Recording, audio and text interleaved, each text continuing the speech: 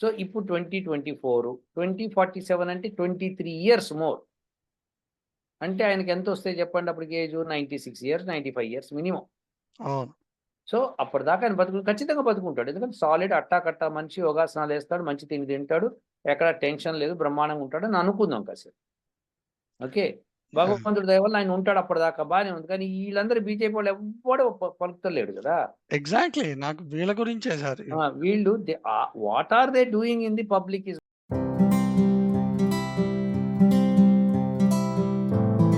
అంటే ఇప్పుడు మీరు నాకు ఒక పుస్తకం ఇచ్చారు సార్. మీరు ఇచ్చినప్పుడు గమ్మున ఉండరు కదా, మీరు ఏదో చెప్తారు దాని గురించి. నన్ను నువ్వు ఇట్లా మాట్లాడు అని చెప్పి. సో నేను ఆ పుస్తకం పట్టుకొని అవే మాటలు మాట్లాడుతున్నా. కరెక్ట్. నేనేమంటున్నా అంటే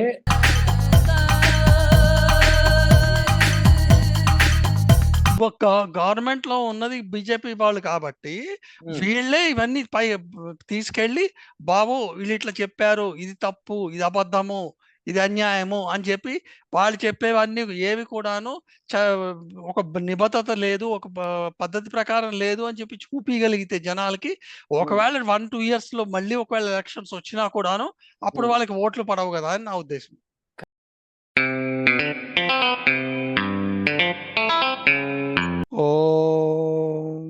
నమస్కారం అండి.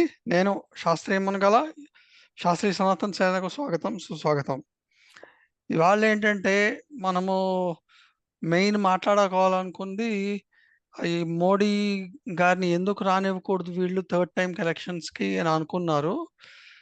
దానికోసం అని చెప్పి ఈ రాజకీయ విశ్లేషణ కోసము డాక్టర్ వెంకటా చాగంటి గారిని పిలుస్తున్నాను. నమస్కారం డాక్టర్ వెంకటా చాగంటి గారు. నమస్తే శాస్త్రి గారు. ఇప్పుడు అసలు మోడీ థర్డ్ టైం వస్తే ఈ భారతదేశానికి ఇబ్బందులు ఏమైనా ఉన్నాయా మీ ఉద్దేశం ప్రకారము? ఉన్నాయి. ఎవరి దృష్టిలో? భారతదేశానికి భారతదేశానికి కొన్ని ఇబ్బందులు ఉన్నాయి మోడీ వస్తే. చెప్పండి సార్, ఏమేంటవి? ఏంటంటే నంబర్ 1 ఏంటంటే మోడీ గారు తీసుకునే పాత నిర్ణయాలు ఏమున్నాయో వాటిని ముందుకు తీసుకొస్తాడు ఆయన. ఓకే. అవి తేవడం మూలంగా ఎన్డీఏ పార్టీలో లుకలుకలు మొదలైతాయి. అది మోస్ట్ ఇంపార్టెంట్ అన్నమాట. అంటే మీరు ఇప్పుడు ఆ మాట అన్నారనుకోండి, నేను అనాల్సి వస్తుంది అనమాట. ఇప్పుడు ఆల్రెడీ నిన్న చంద్రబాబు నాయుడు ఎన్డీఏ కూటమితోటే ఇక్కడ ఆంధ్రప్రదేశ్లో గవర్నమెంట్ ఫార్మ్ అయింది. ఓకే. సో నాకు తెలిసేది చంద్రబాబు నాయుడు ఆయన మాటలను బట్టి, చేతలను బట్టి, నిన్న కనిపించిన దాన్ని బట్టి ఆయన ఏం మారుతాడు, పక్కకి జరుగుతాడని నేనైతే అనుకోను. అవును, మనం లాయల్ గా ఉంటాడని మనం వీడియో చేసాం, కనిపించింది కూడా నిన్న. అది కనిపించింది కూడా, అది కరెక్ట్. అది నేను కాదంటలేదు. మరి ఇంకేం లోకల్ ఎంతమంది? Chandrababu Naidu is having 16 seats అండి. సో 293లో 16 తీసేస్తే ఎంత? 280, 277. 277కి 8 సీట్లు తక్కువ అయితే మొత్తం పేలిపోతుంది. 277కి తక్కువ అయితే అంటే అవునా? కానీ చంద్రబాబు నాయుడు పక్కకు జరగడు, అలానే ఉంటాడు స్టేబుల్గా. కాబట్టి చంద్రబాబు నాయుడు గారి గురించి నేను మాట్లాడలేదు. నేను మాట్లాడేది ఏంటంటే, ఏవైతే ఇంప్లిమెంటేషన్స్ ఉంటాయో మోడీ గారి వర్కింగ్ స్టైల్ ఏంటంటే అందరినీ కాన్ఫిడెన్స్లోకి తీసుకొని చెప్పడు. అవును. అందరినీ ఇప్పుడు ఎన్డీఏలో అందరినీ పిలిచి నేను ఇది చేస్తున్నాను, మరి మీకు అభ్యంతరం ఉందా, ఏదైనా ఉంటే చెప్పండి అని మొదట అడగడు. ఎందుకంటే ఆయనకున్న సీట్లు 240.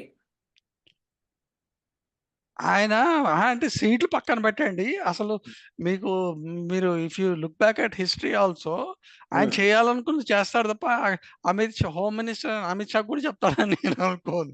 అది ఇప్పుడు ఈయన ప్రాబ్లం అలా ఉన్నప్పుడు మనకేమవుతుందంటే there is always a danger.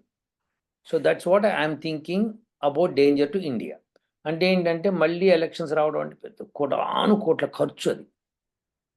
Plus it's a ప్రహసనం. ఇది ఒక ప్రాసెస్. అదేంటంటే భారతదేశంలో 70-80 కోట్ల మంది ఎలక్షన్స్‌కి వెళ్ళి ఓటేయాలి. మీరన్న పాయింట్ నేను ఒప్పుకుంటాను. కాకపోతే మీరన్న పాయింట్‌కి నేను నాకు 2 క్వెషన్స్ ఉన్నాయి. అవి అయిన తర్వాత ఈ పాయింట్‌లోకొద్దాము. చెప్పండి. ఓకే. ఇప్పుడు రాహుల్ గాంధీ మొన్న ఎలక్షన్స్ టైమ్‌లో ఒక ఎర్ర పుస్తకాన్ని చూపించి ఇది మన కాన్స్టిట్యూషను. దీన్ని దీన్ని మోడీ గారు మనకందరికీ ఒకవేళ ఆళ్ళు మళ్ళీ వచ్చారంటే మనకి దూరం చేస్తారు. అన్నాడు. అలాగే అట్లాగే రిజర్వేషన్స్ కూడా మనకి దూరం చేస్తాడు అని చెప్పాడు. అన్నాడు. ఓకే. అని రాహుల్ గాంధీ అన్నాడు. ఒకటేంటంటే ఆయన చూపించిన పుస్తకం ఏదైతే ఉందో ఎర్ర కలర్ బుక్ అన్నమాట అది. ఆ ఎర్ర కలర్ బుక్కు అది చూస్తే మటుకు అది ఆయన అంటున్నట్టు లేదు. అంటే అది ఎందుకంటే అది యాక్చువల్ కాన్స్టిట్యూషన్ కాదనమాట అది. ఏమై ఉంటుందది? ఎందుకంటే ఒక్క నిమిషం చూపిస్తా ఉండండి. ఒక్క నిమిషం.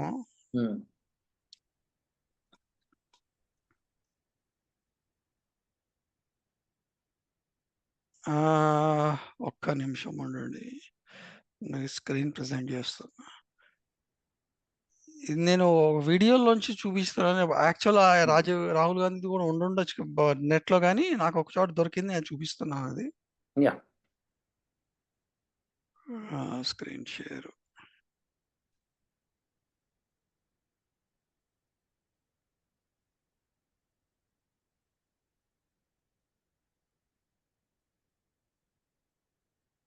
ఇదిగోండి ఈ పుస్తకం చూసారా?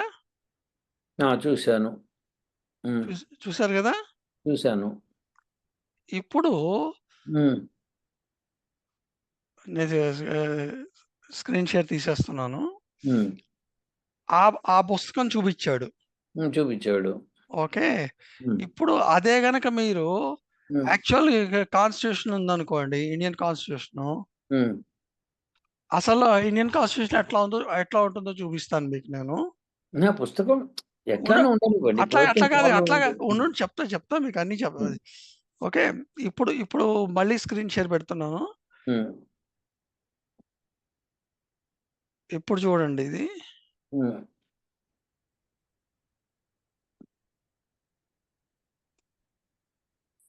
ఇదిగోండి ఇది మన Indian constitution book. Okay. Okay. ఇప్పుడు ఈ యాక్చువల్ కాన్స్టిట్యూషన్ బుక్ ఇదైతే ఆ రెడ్ కలర్‌ది చూస్తే అది చైనీస్ వాళ్ళ బుక్ లాగా అనిపిచ్చింది. ఓకే. ఓకే. సో, నా ఇదేంటంటే షేరింగ్ తీసేయండి. తీసేస్తున్నా. సో, నా ఇదేంటంటే ఈయన మాట్లాడిన మాటలన్నీ కూడాను మీరు చూస్తే ఇవన్నీ కూడాను ఈయనకి ఎవరో ఫీడ్ చేసినట్టు తప్ప ఈయన సొంత మాటలు కాదేమో అని నాకు అనిపిస్తుంది. కాదు శాస్త్రి గారు. మీ పాయింట్ పుస్తకం గురించి మాట్లాడదాం ఫస్ట్. అదే ఆ పుస్తకం అంటే ఇప్పుడు మీరు నాకు ఒక పుస్తకం ఇచ్చారు సార్. మీరు ఇచ్చినప్పుడు గమ్మున ఉండరు కదా! మీరు ఏదో చెప్తారు దాని గురించి. నువ్వు ఇట్లా మాట్లాడు అని చెప్పి. సో, నేను ఆ పుస్తకం పట్టుకొని అవే మాటలు మాట్లాడుతున్నా. కరెక్ట్. నేనేమంటున్నానంటే ఆయన కాన్స్టిట్యూషన్ రక్షిస్తాము అని చెప్పుకొస్తున్నాడు. చెప్పుకొస్తూ ఒక పుస్తకం చూపించి ఈ కాన్స్టిట్యూషన్ మనం రక్షిద్దాము అన్నాడు. అన్నప్పుడు ఆ పుస్తకంలో ఏముందో మీరు చూడలేదు, నేను చూడలేదు. ఇప్పుడు కాన్స్టిట్యూషన్ పుస్తకము మనకి భారతదేశంలో దొరికేది పుస్తకము కాపీ దొరకచ్చు. ఎట్లన్నా ఎర్రట్ట పుస్తకం దొరకచ్చు, నల్లట్ట పుస్తకం దొరకచ్చు, బ్లూ అట్ట పుస్తకం దొరకచ్చు. ఇష్టము. అంటే ఆయన ఇప్పుడు ఆ పుస్తకం లోపల ఏముందో ఎవరికీ చూపియలేదు నంబర్ 1. కాబట్టి మనం కూడా ఏం సందేహించలేం కదా శాస్త్రి గారు. నా భయమేంటంటే ఇప్పుడు ఎందుకంటే ఆ పుస్తకం చూపించి ఆయన ఏమంటున్నాడంటే ఈ కాన్స్టిట్యూషన్ తోటి రేపు పొద్దున కేరళలో మీరు మలయాళం మాట్లాడటానికి లేదు, తమిళే హిందీనే మాట్లాడాలి, మీరు దోశ తినటానికి లేదు, ఓకే, నేను చెప్పిన ఫుడ్డే తినాలి అని చెప్తాడు అని చెప్తున్నాడు. కరెక్టేనండి. కాన్స్టిట్యూషన్‌లో హిందీ భాష గురించి ఫస్ట్ ప్రపోజ్ చేసింది భారతీయ జనతా పార్టీ కాదు. కాంగ్రెసే ప్రపోజ్ చేసింది. ఎడ్యుకేషన్ సిస్టమ్‌లో మనకి మీకు చిన్నప్పుడు చదువుకునుంటే 3 లాంగ్వేజెస్ ఉండేవి. అవును. ఒకటి తెలుగు, ఒకటి ఇంగ్లీష్, ఒకటి హిందీ. అవును. హిందీ అన్నది పాఠ్య పుస్తకాల్లో ఒకటుంది. So, there is no question of not having Hindi in our languages. కరెక్టే. కానీ ఆయన ఎట్లా చెప్తున్నాడంటే మీ మీద రుద్దుతారు అన్నట్టు చెప్తున్నాడు. రుద్దటం ఏంటి? కాంగ్రెస్సే పెట్టింది అప్పట్లో. అప్పట్లో ఫస్ట్ ఉండేది కాంగ్రెస్ గవర్నమెంటా? లేదా బీజేపీ గవర్నమెంటా? ఇండిపెండెన్స్ వచ్చినప్పుడు. కాంగ్రెస్ గవర్నమెంటే. మరి కాకపోతే అట్లెట్లా? ఇప్పుడు ఒకటండి. ఒక పుస్తకం చూపించాడండి. ఇది కాన్స్టిట్యూషన్ మనం రక్షించుకోవాలన్నాడండి. సరే అది ఎవరి కాన్స్టిట్యూషన్? ఇండియన్ కాన్స్టిట్యూషనా? చైనీస్ కాన్స్టిట్యూషనా? ఆ కాన్స్టిట్యూషనా? ఈ కాన్స్టిట్యూషనా? అనేది మన సమస్య కాదు. కాన్స్టిట్యూషన్ ఆఫ్ ఇండియాని రక్షించాలి. ఇది పాయింట్. అవును. మనకెందుకు దానికి ఆ ఎర్ర పుస్తకంలో ఏముందంటే ఆయన చూపిస్తే కాన్స్టిట్యూషన్ ఉండేదేమో. ఎవరన్నా అడిగి మేము పుస్తకం చూపించండి మేము అది కాన్స్టిట్యూషన్ కాదు చూస్తామని ఎక్కడ ఎవ్వడు అడగలేదు కదా! ఎవరు అడగలేదు. ఇప్పుడు మీరన్నట్టు అసలు హిందీ అనేది ఎవరు ఇంట్రొడ్యూస్ చేశారు? లేకపోతే జాతీయ భాష హిందీనే ఉండాలని ఎవరు చెప్పారు అనేది కూడా ఎవరు చెప్పలేదు. అదే అక్కడ ఎవరు చెప్పాను. అడగలేదు. ఎవరు అడగలేదు ఆయన్ని. అందుకే అంటున్నాను నేను.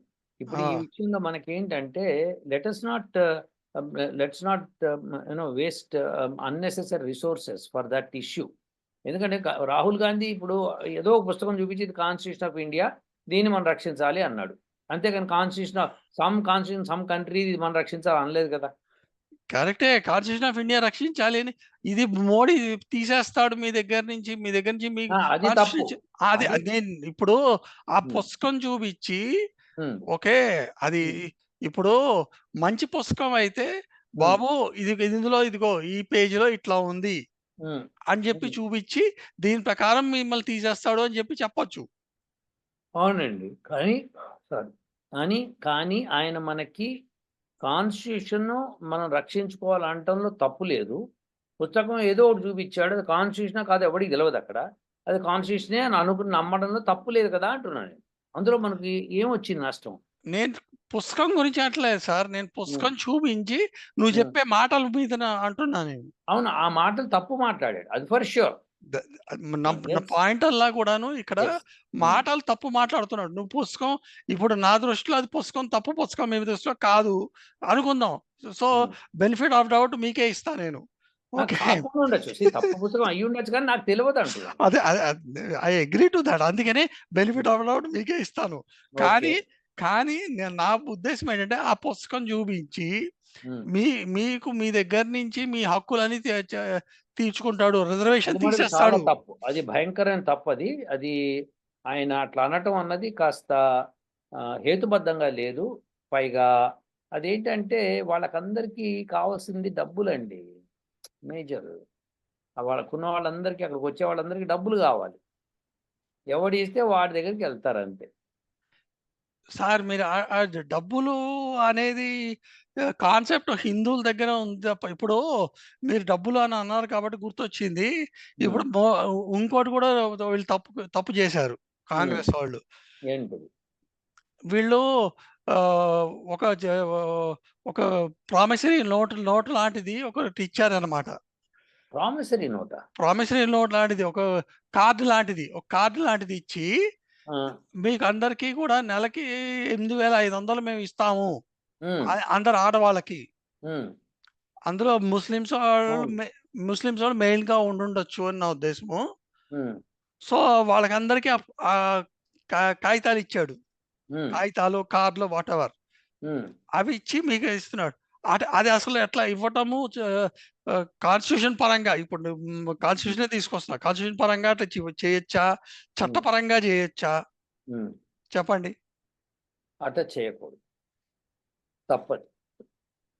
ఎందుకంటే మీ గవర్నమెంట్ వచ్చిన తర్వాత మీ పాలిసీస్‌లో మీరివ్వచ్చు. యెస్. గ్యారంటీ కార్డ్ లాగైతే ఇవ్వకూడదు. ఎగ్జాక్ట్‌లీ. అది అది గ్యారంటీ తప్పది. కార్డ్ లాగా ఇచ్చాడన్నమాట. ఇవ్వటం అంటే అది తప్పు. పైగా క్రైమ్ గూడా అవ్వచ్చు. ఎందుకంటే ఇప్పుడు ఫర్ ఎగ్జాంపుల్ ఇప్పుడు ఒక క్రైమ్ ఎట్లా క్రియేట్ అవుతుందంటే, నేను బయటికెళ్ళి ఒక కార్డ్ ఇచ్చి, జనాలు రోడ్డు మీద వెళ్తున్న జనాలకి కార్డ్ ఇచ్చి, ఒకవేళ ఇప్పుడు వర్షం పడితే మీరు రండి $100 నేను ఇస్తాను అని అన్నా అనుకోండి. ఇప్పుడు నాకేం లాభం? అయితే వాళ్ళు వెంటనే వర్షం పడింది అనుకో, కార్డ్ తీసుకొని వచ్చేస్తారు, $100 వస్తాయేమో అని. వాళ్ళకి అనవసరం కదా. అవును. అలా కాకుండా నాకు మీరు ఓటేస్తే కనుక ఇగో ఈ కార్డ్ ద్వారా మీకు ఇంత డబ్బులు ఇస్తాను అని చెప్పడంలో తప్పు లేదు. అది ఎప్పుడు అంటే నువ్వు బ్రైబ్ చేస్తున్నావు అని క్లియర్. సో తప్పెప్పుడు లేదు అంటే, మేము మా గవర్నమెంట్ వస్తే కనుక గవర్నమెంట్ తరఫున ఇస్తామనడంలో తప్పు లేదు. అవును. కానీ ముందే ఇస్తున్నావు అంటే బ్రైబ్ చేస్తున్నట్టే కదా సార్. ఇది బ్రైబే. ఇంక there is no other thing. అవును. ఇది బ్రైబ్. సో దీన్ని గవర్నమెంట్ చాలా సీరియస్‌గా తీసుకొని యాక్షన్ తీసుకోవాలి. ఇప్పుడు నేను మీకు ఇందాకటి క్వెషన్‌కి ఆన్సర్ ఇస్తున్నాను. హ్మ్. ఇప్పుడు మీరన్నట్టు మళ్ళీ ఎలక్షన్స్ పెట్టాలి అనంటే ఖర్చుతో కూడిన విషయం అని అన్నారు మీరు. ఇప్పుడు నేననేదేంటంటే ఖర్చయిన ఇప్పుడు వాళ్ళ గవర్నమెంట్ వస్తే 500 ప్రతి మనిషికి ప్రతి నెలకి ఇస్తే ఎన్ని కోట్లవుతుందిది. దాని బదులు మళ్ళీ ఎలక్షన్స్ పెడితే బెటర్. కానీ ఈ ఎలక్షన్స్ పెట్టే ముందు వీళ్ళ వీళ్ళ అసలైన రంగు ప్రజలకందరికీ చూపించాలి. అది చూపించాల్సింది ఎవరు? నేను మీరు కూర్చుంటే అయితదా? అదే అంటున్నా. మనం కాదు. మీరు హాయిగా బజ్జీ తిని, చాయ్ తాగి కబుర్లు చెప్తారు. నేనేమో హాయిగా నేను జిలేబీ తిని, చాయ్ తాగి నేను కబుర్లు చెప్తాను. ఎవడికి పట్టే? ఎగ్జాక్ట్. ఇప్పుడు గవర్నమెంట్‌లో ఉన్నది బీజేపీ వాళ్ళు కాబట్టి, వీళ్ళే ఇవన్నీ తీసుకెళ్ళి బాబు వీళ్ళిట్లా చెప్పారు. ఇది తప్పు, ఇది అబద్ధము, ఇది అన్యాయము అని చెప్పి వాళ్ళు చెప్పేవన్నీ ఏవి కూడాను ఒక నిబద్ధత లేదు, ఒక పద్ధతి ప్రకారం లేదు అని చెప్పి చూపియగలిగితే జనాలకి, ఒకవేళ 1, 2 ఇయర్స్‌లో మళ్ళీ ఒకవేళ ఎలక్షన్స్ వచ్చినా కూడాను అప్పుడు వాళ్ళకి ఓట్లు పడవు గదా అని నా ఉద్దేశం. కరెక్టేనండి శాస్త్రి గారు. కానీ జనాలు మీరే చెప్తారు కదా, లాస్ట్ వీడియో 2, 3 వీడియోలు కంటిన్యూస్‌గా చెప్పిందేంటంటే షార్ట్ టర్మ్ మెమరీ అని చెప్పారు మీరు. మన ప్రజలకంతా షార్ట్ టర్మ్ మెమరీ. మీరు ఇప్పుడు ఈ ప్రజలు వెయిట్ చేస్తున్నది ఏంటంటే, మోడీ గవర్నమెంట్ పడిపోవాలని చూస్తున్నారు. ప్రజలే చూస్తున్నారు. ఎందుకంటే ₹1,00,000 ప్రతి స్త్రీకి ఇస్తా అంటున్నాడు. ₹1,00,000 పర్ పర్సను. అదే అంటున్నా. ఇప్పుడు ఓటింగ్ చేసిన మహిళలు 50% ఇన్ ద టోటల్ ఓటింగ్. అవును. సో ఓటింగ్‌కి వచ్చిన ప్రతి మహిళకి ₹1,00,000 పర్ మంత్. 60 కోట్లు. 60 కోట్లు. 60 కోట్లేంటి? మహిళలు. 60 కోట్ల మహిళలు. సో 60 కోట్లు ఇంటూ 1,00,000 అంటే 60 ఇంటూ 10⁵ పర్ ఇయర్. అవునా? అంటే ఎన్ని కోట్లయితే చెప్పండి మీకు అది? 60 కోట్లు అంటే 10⁸ కాదు సార్. 60 ఇంటూ 10⁻7 ఇంటూ 10⁵ లక్ష కదా. ఎగ్జాక్ట్‌లీ. అది కరెక్ట్. సో ఇప్పుడు 60 కోట్లు అంటే 60 లక్షల కోట్లు. ఎగ్జాక్ట్‌లీ. ఏమన్నా అర్థం ఉందా శాస్త్రి గారు? అందుకనే అంటున్నా వీళ్ళిప్పుడు అది దృష్టిలో పెట్టుకొని మోడీ గవర్నమెంట్ కానీ, ఎందుకంటే ఇప్పుడు నేను చెప్పేది మీకు వినండి. ఇప్పుడు జగన్మోహన్ రెడ్డి కూడాను ఇట్లాగే ఆంధ్రప్రదేశ్‌లో ఉన్న డబ్బులన్నీ కూడా అప్పులు తీసుకొచ్చి జనాలకి ఆ పథకాలు, ఈ పథకాలు అని చెప్పి డబ్బులు ఇచ్చేసాడు ఫ్రీగా. అవును. ఓకే. ఇచ్చిన తర్వాత ఏమైంది? జనాలకి అర్థమయ్యేటట్టు చెప్పాలి అంటే వీళ్ళు ఏం చెప్పాలంటే, ఇప్పుడు ఉత్తరప్రదేశ్ కానీ, రాజస్థాన్ కానీ ఇక్కడికెళ్ళి బాబు జగన్ పరిపాలనప్పుడు చూడండి. ఈయన ఇట్లాగే అందరికి ఫ్రీ డబ్బులు ఇచ్చాడు. ఇచ్చితే ఏమైంది? ఇటువైపు డబ్బులు ఇచ్చినట్టే ఇచ్చాడు. మిగతా వాటికన్నిటికి రేట్లు ఎట్లా పెరిగాయి? మీకు డబ్బులు ఫ్రీగా రావటం అనేది ఎవరు ఎడ్యుకేట్ చేసేది? ఎవరు ఎడ్యుకేట్ చేస్తారు? మీరు బీజేపీ వాళ్ళని, ఎమ్మెల్యేలని, ఎంపీలని అడిగి మీరు ప్రతి ఊరికెళ్ళి ఇలా ప్రచారం చెప్పండి, చెయ్యండి అని చేస్తారా? అబ్బా విపరీతంగా ఉంది. ఏసీ కార్‌లో కూర్చుంటాం. ఏసీ ఇళ్లలో కూర్చుంటాం. మేము వెళ్ళం. ఆర్ఎస్ఎస్ వాళ్ళు చేసుకుంటారు అవన్నీ. మేము చేయక్కర్లేదు అవన్నీ. అందరికి తెలుసండి ఇవన్నీ, మేమేం చేయక్కర్లేదు. ఇదే మాటలు మాట్లాడుతున్నారు బీజేపీ వాళ్ళు. మహా అయితే మళ్ళీ ఇంక రామాలయం బదులు కృష్ణాలయం కడతాం అంటారు. అంత బద్ధకిస్తులు బీజేపీ వాళ్ళు. ఈసారి బీజేపీకి తక్కువగా రావడం కారణం ఇవి చెప్తున్న ముందరే చెప్పాలి కదా. ఎగ్జాక్ట్‌లీ. సో తప్పండి. బీజేపీ వాళ్ళు చాలా బద్ధకంగా కూర్చుంటున్నారు. అంటే బీజేపీ వాళ్ళు అనగానే అందరూ పాపం కినుక వహిస్తారు. కూర్చున్న వాళ్ళు బద్ధకంగా కూర్చున్నారు. ఫర్ నాకు ష్యూర్. నాకు నిజంగా వెళ్ళాలని ఉంది సార్. ఎక్కడికి? ఇండియా పోయి ఒక కాన్స్టిట్యున్సీ తీసుకొని చెప్పాలని ఉంది. కరెక్ట్. మీరు ఆవేశంగా వెళ్ళి ఒక కాన్స్టిట్యూషన్‌లో చెప్తారు. సార్ ప్రజలు అక్కడ మారారు. 5 ఏళ్ళు పడుతుంది ఇంకో కాన్స్టిట్యూషన్ చెప్పాలి. పట్టనియ్యండి సార్. ఇప్పుడు 5 ఏళ్ళు కాదు సార్. ఇప్పుడు మీరు చెప్పినట్టు ఏమో సడన్‌గా పుసుకున మళ్ళీ మిడ్ టర్మ్ ఎలక్షన్స్ వచ్చాయంటే అప్పటికి రెడీగా ఉండాలి కదా! కరెక్ట్. ఎవరు రెడీగా ఉండాలి? నేను అడుగుతున్నాను శాస్త్రి గారు. మీరు ఇప్పుడు తగుదునమ్మా అంటూ మీరు తనకమాలిన ధర్మం మొదలు చెడ్డ బేరం అని చెప్పి ఒకటి ఉండనే ఉంది సార్. మీరు ఇప్పుడు ఇప్పుడు నేను మీరు ఆవేశపడి చలో అని చెప్పి బయలుదేరినాం అనుకోండి. ఎవ్వడు ఉండడు సార్ మీకు సహాయంగా. ఉండడు. మీరు మీరు కోట్లు ఖర్చు పెట్టుకొని తిరగాలి. It is an uphill task. I know that. ఇప్పుడు మీరు అక్కడికి for example let us take మీ ఇష్టమైన లొకేషన్ చెప్పండి ఒకటి ఆంధ్రప్రదేశ్, తెలంగాణలో. ఇక్కడ కాదు సార్. ఇప్పుడు వెళ్ళాల్సింది ఉత్తరప్రదేశ్ అటువైపు. ఓకే. ఉత్తరప్రదేశ్ లొకేషన్ చెప్పండి సార్. అయోధ్య అని. సరే అయోధ్యకెళ్తారండి. అయోధ్యలో మంచి ఓటింగ్ ఆల్రెడీ వచ్చింది బీజేపీకి. ఎక్కడ అంటే అయోధ్య అంటే పక్కన ఊరు ఉంది కదా సార్. అది చెప్పండి మరి. గజియాపూర్ ఏదో ఉంది. ఇప్పుడు the constitution is Faridabad 8. Constitution ఏదో ఉంది. ఆ! సో దానిలో అయోధ్య లొకేషన్‌లో బాగా వచ్చినాయి ఓట్లు. బాగా వచ్చాయి ఓట్లు. దాని చుట్టుపక్కల రాలేదు. చుట్టుపక్కల చుట్టుపక్కలకెళ్ళి మీరు చెప్తాను అంటున్నారు. ఎన్నాళ్ళు అక్కడ ఉంటారు? ఏ హోటల్‌లో ఉంటారు? ఏమి తిండి తింటారు? ఏమి తిరుగుతారో ఒకసారి చెప్పండి నాకు. ఎంత ఖర్చయితది? ఖర్చు బానే అవుతుంది. 3 గోచీలు ఉన్నాయా మీకు? ఉండాలి కదా! ఒక గోచి కట్టుకొని తిరుగుతారు. ఇంకో గోచి ఇంట్లో పెడతారు. రాత్రి రాగానే ఇంకో గోచి కట్టుకొని పడుకుంటారు. మళ్ళీ నెక్స్ట్ డే గోచి కావాలి కదా! ఈ గోచి ఉతికేస్తారు. అప్పుడు ఇంకో గోచి వద్దా? 3 గోచీలు మినిమమ్ కావాలి. ఉన్నాయా మీ దగ్గర? ఎందుకంటే మీరు ఏమనుకుంటున్నారు అక్కడ? ఆవేశం ఒక్కటే సరిపోదు శాస్త్రి గారు. ఆలోచన, ధనము. ధనం ముఖ్యం. ధనం అయితే ఉండాలి. మీరు పోనీ బీజేపీ, యూపీ గవర్నమెంట్ బీజేపీ దగ్గరికెళ్ళి, బాబు నేను ఇట్లా ప్రచారం చేస్తాను. నాకు ధన సహాయం చేయండి. నేను తిరగడానికి, నాకు ఉండడానికి ఎవ్వడు. ఇప్పుడు మేము చేసుకోగలం అంట. ఎప్పుడు గుర్తుపెట్టుకోండి. ఇప్పుడు మీరు కాంగ్రెస్ వాళ్ళ దగ్గరికెళ్ళి నేను ప్రచారం చేస్తాను అంటే డబ్బులిస్తారు. చెడు ఈజీగా వ్యాప్తి చెందుతుంది కదా సార్. చెడు కాదు సమస్య. అక్కడ వాళ్ళు ఓడిపోయి ఉన్నారు. వాళ్ళకి కావాలి. బీజేపీ వాళ్ళు బాగా కంఫర్టబుల్ పొజిషన్‌లో ఉన్నారు. వాళ్ళకి తెలుసు. ఇప్పుడు ఎట్లా ఉంటుందంటే ఇట్లా ఉంటుంది సార్ ఇక్కడ. ఇప్పుడు ఒక ఒక ఒకానొక సిట్యుయేషన్‌లో బీజేపీ అయ్యో! భయపడిపోయి ఎన్‌డీఏకి వాళ్ళు చెప్పింది చేస్తారనుకున్నారు. కానీ బీజేపీ ఒకటే మాట చెప్తోంది. మీరు సపోర్ట్ ఇవ్వకపోతే మేము విత్‌డ్రా అవుతాము. మళ్ళీ ఎలక్షన్‌లొస్తాయి. ఈసారి మేము ఇండిపెండెంట్‌గా వెళ్తాం. మీతో వెళ్ళం. పైగా మీరే మోసం చేశారని అందరికి చెప్తాం. అయిపాయే. సో వాళ్ళకి భయం ఉంటుంది శాస్త్రి గారు. కాబట్టి తప్పు వెతకాలి బీజేపీలో వాళ్ళు. తప్పు వెతకాలంటే BJP should do something which is not correct, which Modi will definitely do it. ఎప్పుడూ కూడా మోడీ అందరిని పిలిచి గౌరవించి చెప్పాలి. నేను ఇది చేయబోతున్నాను. మీకు అభ్యంతరం లేకపోయినా నేను చేస్తున్నాను అని చెప్పేసేయాలి. లేకుండా వాళ్ళకి చెప్పేదేంటి మనం చేసుకుంటూ పోదాం అంటే కుదరదు. అంటే ప్రతి విషయం కాదు, కొన్ని ఇంపార్టెంట్ ఇష్యూస్. కాదా శాస్త్రి గారు? At least some important issue should be there. ఇది కాదండి, ఇదండి అని చెప్పి అనుకోవడానికి ఉండాలి కదా! నేనేమి చెప్పను, ఏమి చేయను అంటే ఇప్పుడు అందుకే కదా నితీష్ కుమార్ అప్పుడు మాట్లాడింది ఎన్‌డీఏ నుంచి బయటికెళ్ళిపోయినప్పుడు 2018లో అదే రీజన్. నాకు మీరు చెప్పలేదు, మీరు తీసుకొని 370 ఆర్టికల్ 370 మీరు డెసిషన్ తీసుకున్నారంటే నీకెందుకు చెప్పాలి? ఇది నాకు మొత్తం మెజారిటీ ఉంది 303 నాకుంది. నేను ఎవరికీ చెప్పాల్సిన అవసరం లేదు కదా! కానీ మేము ఎన్‌డీలో భాగం కదా అంటాడు. అని ఆయన బయటికెళ్ళిపోయాడు. సో మళ్ళీ ఇప్పుడొచ్చాడు లోపలికి. So see what I mean to say is that anything can be possible with this BJP government. I am wishing them a stable, peaceful government for 5 years.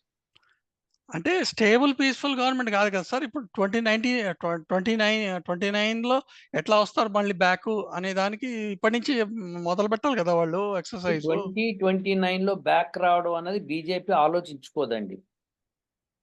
1 year ముందర మాత్రమే ఆలోచించడం మొదలుపెడతారు వాళ్ళు. వాళ్ళకి సంబంధం లేదండి 2029లో వస్తామా లేదా మాకు సంబంధం లేదు.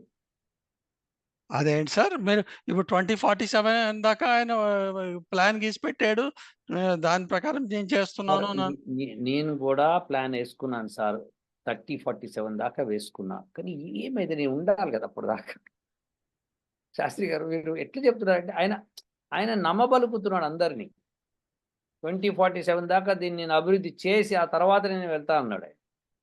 అప్పటిదాకా నేను ఉంటా అన్నాడు. ఇప్పుడు మోడీ గారి వయసు ఎంత? 74, 73 అనుకుందాం కాసేపు. సో ఇప్పుడు 2024, 2047 అంటే 23 ఇయర్స్ మోర్. అంటే ఆయనకి ఎంత వస్తాయి చెప్పండి అప్పటికి ఏజ్? 96 years, 95 years minimum. అవును. సో అప్పటిదాకా ఆయన ఖచ్చితంగా బతుకుంటాడు. ఎందుకంటే సాలిడ్ అట్టాకట్టా మనిషి, యోగాసనాలు వేస్తాడు, మంచి తిండి తింటాడు, ఎక్కడ టెన్షన్ లేదు, బ్రహ్మాండంగా ఉంటాడని అనుకుందాం కాసేపు. ఓకే. భగవంతుడి దయ వల్ల ఆయన ఉంటాడు అప్పటిదాకా, బాగానే ఉంది. కానీ వీళ్ళందరూ బీజేపీ వాళ్ళు ఎవ్వడు పలుకుతలేడు కదా. ఎగ్జాక్ట్లీ నాకు వీళ్ళ గురించే సార్. వీళ్ళు what are they doing in the public is more important.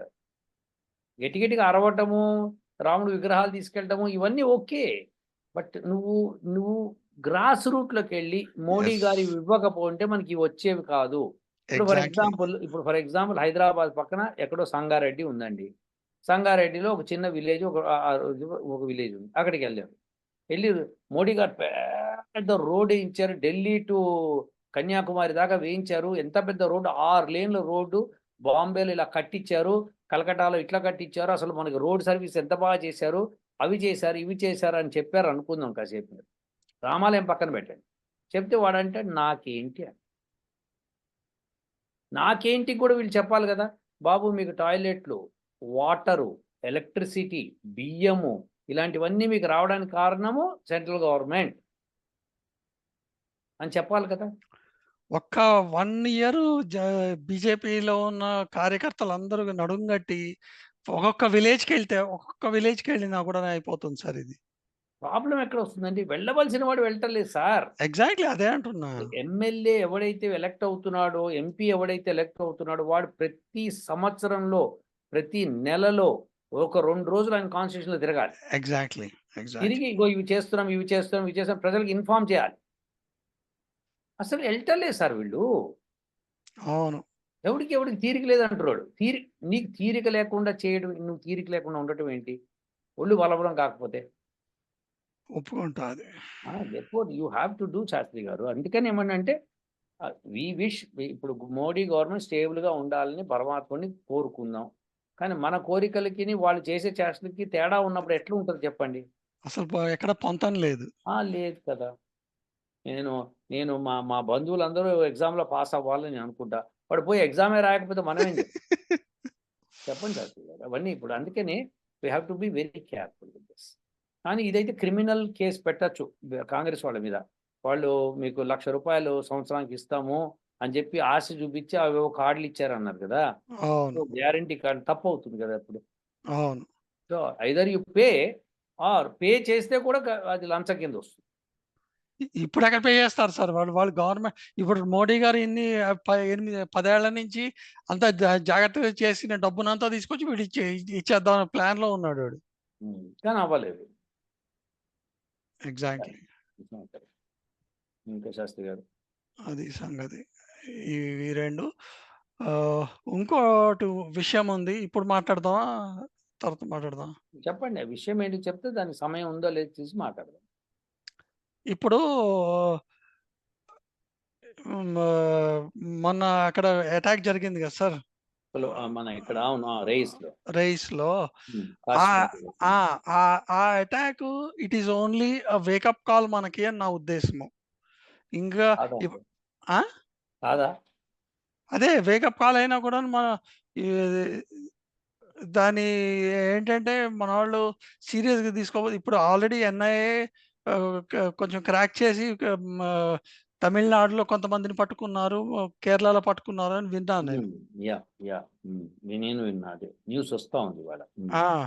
So అది దాని మీద ఇంకా గట్టిగా స్ట్రాంగ్‌గా ఏం చేయొచ్చు? ప్రాబ్లమ్ ఏంటంటే అవి చేయాలి అంటే లోకల్ గవర్నమెంట్స్, స్టేట్ గవర్నమెంట్స్ తోటి సపోర్ట్ కావాలి. స్టేట్ గవర్నమెంట్స్ ఇక్కడేమో సిపిఐ, తమిళనాడులోనేమోనో వాడు కదా డిఎంకే వాడు. ఇద్దరు ఉమ్. కూడాను యాంటీ ఈ ఎన్డీఏ గవర్నమెంట్ కాబట్టి వాళ్ళేమి వీళ్ళకి సహకరించరు. సో, ఇట్లాంటప్పుడు ఎట్లా ఇవి పరిష్కరించేది అని. మీరు ఈ పరిష్కారానికి రాముడే మార్గం చూపించాడండి. మన దగ్గరకు వచ్చి అటాక్ చేస్తున్నామని లేపేయటం. ఎక్స్‌క్యూజ్ లేదు. ఇప్పుడు చూడండి, రాముడు అక్కడ యజ్ఞానికి వెళ్తున్నప్పుడు తాటకి ఫస్ట్ వచ్చింది. లేపేశాడు. తర్వాత ఇక్కడికెళ్ళాడు. విశ్వామిత్రుడి దగ్గరికెళ్ళినప్పుడు అక్కడ మారీచు, సుబాహువులు వచ్చారు. సో, వాళ్ళిద్దరికీ బాణాలు కొట్టి సుబాహు చచ్చాడు. మారీచు ఎక్కడికో పోయి పడ్డాడు. హ్మ్. ఒక్క నిమిషము. హ్మ్. ఇప్పుడు మీరు ఇప్పుడు చెప్పిందంతా గూడాను ఏ ఏ శాస్త్రం కిందకొస్తుంది? యుద్ధ శాస్త్రం కింద వస్తుంది. మొ రాజతంత్రం, రాజనీతి కింద వస్తుంది. Is this all part of Manudharma Shastram? Manudharma శాస్త్రం. కదా! హ్మ్. ఇప్పుడు మొన్న డాక్టర్ బాబాసాహెబ్ అంబేద్కర్ వాళ్ళ మనవడో ఎవరో అన్నమాట. హ్మ్. మా పాకిస్తాన్ వెళ్ళాడు. హ్మ్. పాకిస్తాన్‌లో ఉన్న దళితులు మీటింగ్ అని చెప్పి ఏదో వెళ్ళాడన్నమాట. హ్మ్. కరెక్ట్‌గా మీటింగ్ ఏంటో గుర్తులేదు గానీ, హ్మ్. ఆ మీటింగ్‌లో ఎళ్లి అతను ఏమంటున్నాడంటే, బాబాసాహెబ్ మనకింత మంచి రాజ్యాంగం ఇచ్చి అన్ని చేస్తే, హ్మ్. ఇప్పుడున్న సెంట్రల్ గవర్నమెంటు హ్మ్. దాన్ని మొత్తం స్క్రాప్ ఆయన ఇదే భాష మాట్లాడుతున్నాడన్నమాట. హ్మ్. దీన్ని మొత్తం స్క్రాప్ చేసేసి హ్మ్. మనుధర్మ శాస్త్రాన్ని తెద్దాం అనుకుంటున్నాడు అని అంటున్నాడా? అని అని చి మ టీవీల్లోనే చెప్పేస్తున్నాడాయన. అదే ఇప్పుడు ఆయన పాకిస్తాన్ ఎళ్ళాడు. దళితుల కోసం ఎళ్ళాడు. పాకిస్తాన్‌లో అంతా దళితులేగా పాకిస్తాన్‌లో. మొత్తం పాకిస్తాన్ దళితులు గదండీ! అదేంటి? మరి ఎవడున్నాడక్కడ? అంతా అందరూ అడుక్కు తింటున్నారక్కడ. కాదా? ఇప్పుడు మీరు అడుక్కు తింటున్నా అంటే దళితులంతా అడుక్కు తింటున్నారా అంటారు వాళ్ళు. మరి దళితులని ఎవరినంటున్నారు మీరు మరి? ఎవరినంటున్నారు? ధనం ఉండి, చక్కగా బంగ్లాలా ఉండి, అన్నీ ఉన్నవాడు దళితుడు ఎక్కడయ్యాడు వాడు? నా కాస్ట్‌కి దళితం కాదు సార్. కాస్ట్‌తో ఏం పనండి? మీరు దళితులకి రిజర్వేషన్ ఎవరికిచ్చారు? దళితులకి ఇచ్చారా? నాన్ దళితులకి ఇచ్చారా? దళితులకి. దళితులకి ఎందుకిచ్చారు? వాళ్ళు వెనకబడ్డ వాళ్ళు. దేనిలో వెనకబడ్డారు? ఆర్థికంగా, తర్వాత విద్యలో వెనకబడ్డారు. అవును. సో, విద్యలో వాళ్ళకి ఫ్రీ ఇచ్చారు. ఎడ్యుకేషన్ ఫ్రీ అవును. ఇచ్చారు. అంటే ఆర్థికంగా గూడా వాళ్ళు వెనకబడ్డారనే కదా! అవును. డబ్బున్నవాడు దళితుడు కులం ప్రకారం మీరు చెప్పిన కొద్దైనా మంచి స్కూల్‌లో చేర్పించుకుంటున్నాడు కదా వాడి పిల్లల్ని. అవును. గవర్నమెంట్ స్కూల్‌లో కాకుండా. అవును. కాబట్టి దళితుడు అంటే ముఖ్యంగా ధనము లేకుండా వెనకబడ్డవాడు. అవును. సో, వాళ్ళని మనము ముందుకు తీసుకొచ్చే ప్రయత్నంలో వాళ్ళకి ఎడ్యుకేషన్ ఫ్రీ, ఉద్యోగం గూడా ఇచ్చాం. అవును. సో దట్ ఉద్యోగంతో ధనప్రాప్తి కలుగుతుంది, స్టేటస్ కలుగుతుంది. హ్మ్. అలానే ఎడ్యుకేషన్‌తో స్టేటస్ కలుగుతుంది, జ్ఞానం వస్తుంది అని కదా ఇచ్చింది. అవును. ఇప్పుడు మరి పాకిస్తాన్ అంతా అదే పరిస్థితి. ఆ! మరి ఏమని చెప్తాం పాకిస్తాన్‌కి? సరే బావుంది. అసలు దళితులే లేరా పాకిస్తాన్‌లో? మరి అంతా ముస్లిమ్స్ కదా! దళితులు ఎక్కడి నుంచి వచ్చారు వాళ్ళకి? ఇప్పుడు హ్మ్. మన ఇండియాలో అంటే బ్రాహ్మణులు, వైశ్యులు, క్షత్రియులు ఒక ఒక పర్టిక్యులర్ సెక్షన్‌ని వెనకబడేసిండ్రు. వాళ్ళకి ఎడ్యుకేషన్ లేకుండా, ధనం లేకుండా చేసిండ్రు అని మాట అందాం అనుకున్నాం. కాసేపు అనుకున్నాం. ఎవడో చెప్పిన గొట్టం మాటలు అనుకుందాం కాసేపు. నిజమే అనుకుందాం. మరి పాకిస్తాన్‌లో అంతా ముస్లిమ్స్ గదా! అవును. వాళ్ళకెక్కడున్నారు దళితులు? మీరు ఇప్పుడు బ్రాహ్మడు, వైశ్యులు టాపిక్ తెచ్చారు కాబట్టి, హ్మ్. ఈయన కంచాయిలయ్యమ్మ అనేదో మాటల్లో అన్నాడనమాట. ఒక్క నిమిషం. Let us not skew. Let's talk about this Ambedkar మనవడి సంగతి. యాహ్!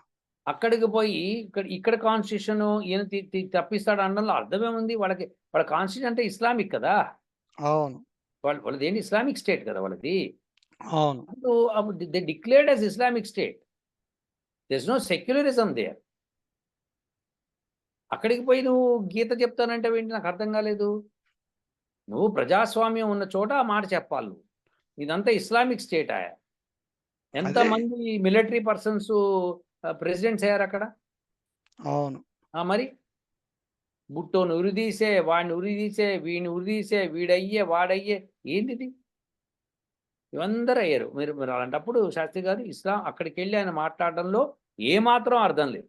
పైగా మీరు చెప్పండి ఒకటి విషయం. ఎక్కడన్నా సరే కాన్స్టిట్యూషన్ మాట్లాడాలంటే ప్రజాస్వామ్యం ఉన్న చోట ఇది సెక్యులర్ గవర్నమెంటా లేకపోతే ఏదన్నా గవర్నమెంటా అది దానికి విలువ ఉంటుంది. నువ్వు మాట్లాడేది పాకిస్తాన్ పోయి మాట్లాడితే ఏం విలువ ఉంటుంది శాస్త్రి గారు? అంటే నువ్వు అవమానపరుస్తున్నావు తప్పితే నీ దేశాన్ని ఇంకేముండదు. వాళ్ళు వాళ్ళు ఇప్పుడు ఆయన ఒక్కడే కాదు కదా సార్, ప్రతి వాడు ఇప్పుడు కాంగ్రెస్ నుంచి ఒకతను ఆయన వెళ్ళాడు కదా సార్, అతని పేరేదో మర్చిపోయాను. అతను కూడా పాకిస్తాన్కి వెళ్ళి మేమంతా మా గవర్నమెంట్ మమ్మల్ని అందరినీ ఇరుకుని పెడుతోంది, అందుకని మీరు మాకు హెల్ప్ చేయండి, we will again form the government అన్నట్టు మాట్లాడాడు ఏదో. వాళ్ళేం హెల్ప్ చేస్తారు సార్? వాళ్ళకే దిక్కు లేదు. మీరు శాస్త్రి గారు ఇప్పుడు గుళ్ళోకి వెళ్ళారు, దేవుణ్ణి అభ్యర్థించి బయటకు వస్తున్నారు. అక్కడ అడుక్కునేవాడు ఉంటాడు. అడుక్కునేవాడికి ఒక రూపాయి ఇస్తారు, కానీ అడుక్కునేవాడి దగ్గరికి వెళ్ళి బాబు నువ్వు నాకు ఏదైనా చేసి పెట్టు అని అడుగుతామా? ఎన్నడన్నా జరుగుతుందా అది? అట్లా జరుగుతుందంటే నువ్వు ఎంత బెచ్చగాడివో అర్థమవుతుంది. Exactly. So desperation will make persons to talk like that. Desperation ఇది కాదు. ఇప్పుడు రాహుల్ గాంధీ కూడా ₹1,00,000 ఇస్తున్నాడు అని అంటే డెస్పరేషనే కదా సార్. ఇప్పుడు వాళ్ళందరూ ఫ్రీగా ఇచ్చేస్తా అంటే ఇక మన కర్ణాటకలోను తెలంగాణలో ఎగ్జాక్ట్లీ మిగతా భారతదేశం వస్తున్నారు, అట్లానే వచ్చింది కూడా వాళ్ళకి. అదే నమ్మేసాడు, వేసేసాడు కదా. ఎగ్జాక్ట్లీ తప్పు సార్, ఇది చాలా తప్పు. అఫ్ కోర్స్ మనం దాని గురించి అంతకంటే బహస్ చేయలేము. ఎందుకంటే మేము ఇస్తాం అంటున్నాం, ఎక్కడి నుంచి తెస్తాం అంటున్నాం. తెస్తాం ఇస్తాం కాదు. అండ్ వీళ్ళు ఇప్పుడు వీళ్ళు ఈ గ్యారంటీ కార్డ్స్ ఇచ్చింది కూడాను మీకు చూస్తే ఇప్పుడు మా ఉత్తరప్రదేశ్లోను మా రాజస్థాన్లో తప్ప ఇండియా మొత్తం ఇవ్వాల, కానీ చెప్పడం మటుకు ఇండియా మొత్తంలో ఉన్న ఆడవాళ్ళకి అని అంటున్నాడు. అదే అంటున్నా. లేదు, ఇక్కడ తెలంగాణలో కూడా చెప్పాడు కదా, అదే చెప్పాడు, ఆంధ్రాలో చెప్పాడు, తెలంగాణ చెప్పాడు. ఇక్కడ కార్డ్స్ ఏమి ఇవ్వలేదు, కార్డ్స్ ఏమి ఇవ్వలేదు కదా, మేము ఇస్తాం అని చెప్తున్నాడు. అక్కడ ఎందుకు ఇచ్చేసాడు అంటే అక్కడ ఉన్న ఆ అట్రాక్షన్ తో బీజేపీ అక్కడ పడితే కనుక వాళ్ళకి బీజేపీకి రాదు. సౌత్ ఇండియాలో బీజేపీకి లేదులే, ఏమొస్తుందిలే అనుకున్నారు, కానీ లక్కీగా బీజేపీ సీట్లు లెక్క తప్పింది ఇక్కడ. సో ఇంకా ఇది కంచాయిలే అంటున్నారు ఏంటి? కంచాయిలే కూడా అన్నాను అనమాట. నాకు ఎవరైనా 60,000 కోట్లు ఇచ్చారు అంటే నేను ఇండియాని మొత్తము క్రిస్టియన్ స్టేట్ గా మారుస్తాను అని చెప్పి. వెరీ గుడ్, చాలా వెరీ గుడ్. కంచాయిలయ, కంగ్రాచులేషన్స్. ఇప్పటికే మీ యేసుని టెంపుల్ కట్టి ఓం ఏషాయ నమః అని చెప్పి పూజలు చేస్తున్నారు. నువ్వు చేసేది అది 60,000 కోట్ల నీ బొంద. వాడు అసలు కంచాయిలయ, వాడి మొహం, వాడి పిండాకుడు. These persons are not credible persons, they are very అవకాశవాదులు. వాళ్ళకి గవర్నమెంట్ ఇప్పుడు కంచాయిలయ ప్రొఫెసర్ ఎట్లా అయ్యాడు చెప్పండి sir? Education because of his caste వచ్చింది, ఉద్యోగం బికాస్ ఆఫ్ హిస్ క్యాస్ట్ వచ్చింది. వాడు పుస్తకాలు రాసినవి వాడు because of his caste they have been published. And they are being taken into consideration because in order to subdue the BJP government, his books are been appreciated by other authors. ఇప్పుడు వాడి వాడికి ఏముంది అసలు? లేకపోతే కంచేయలేక అసలు ఆ జ్ఞానం కూడా లేదు వాడికి. అలాంటి వాళ్ళని పట్టుకొని మనం 60,000 కోట్లు ఇస్తే ఇండియాని అంతా క్రిస్టియన్ దేశంగా మారుస్తా అనగానే ఫస్ట్ వేటు వాడి మీద పడాలి. నువ్వు మత మార్పిడి కోసం పుట్టావు, ఈ దేశంలో ఇంక దేనికోసం పుట్టినావు? ఓకే సార్, ఓకే సార్, మళ్ళీ మాట్లాడదాం సార్. ఓ